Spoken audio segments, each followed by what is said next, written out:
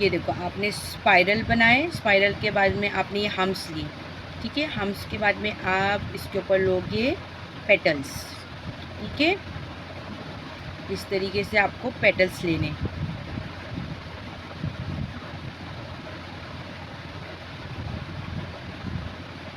समझ में आ रहा है ना सकीना?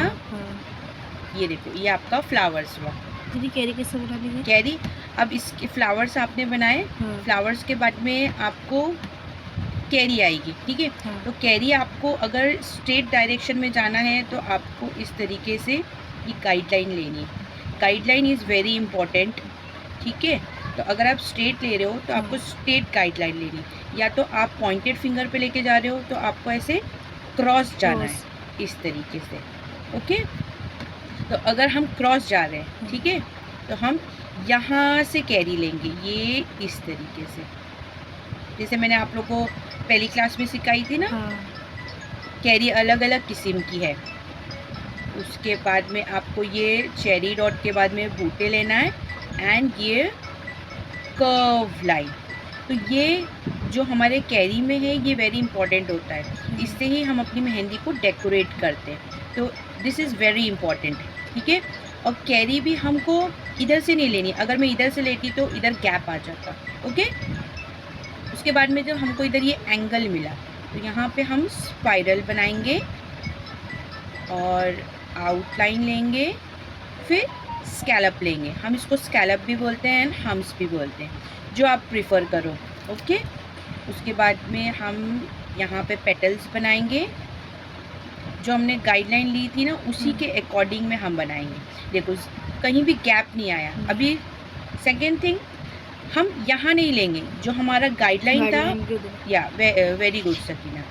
फिर हम ये, अब हमने कैरी भी अलग अलग किस्म की है, कैरी में भी बहुत सारे कलेक्शन है।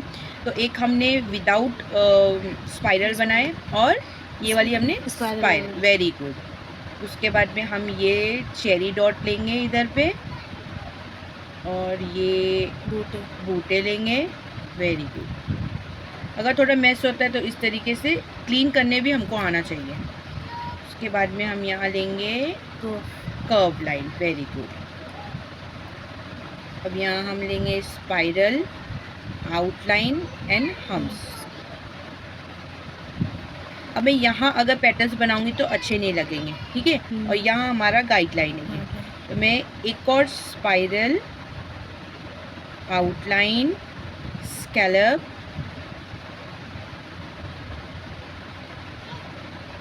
उसके बाद में यहाँ जो हमारा गाइडलाइन था ना उसी के अंदर मैं ये फ्लावर्स के पेटल्स बनाऊंगी इस तरीके से, ठीक है। अब हम अगर इसमें शेडिंग करते हैं,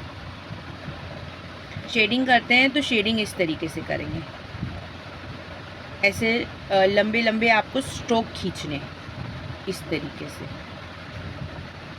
बस प्रेशर देना है आपको, थंब से प्रेशर देना है एंड एक लाइन खींचनी है, वेरी गुड।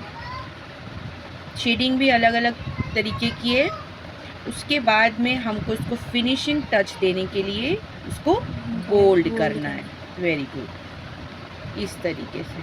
तो जो हमारे फ्लावर का जो आउटकम है वो बहुत अच्छा आता है। और इस बूटे को हम वन टाइम प्रेशर से हम इसको फिल करेंगे, ये इस तरीके से।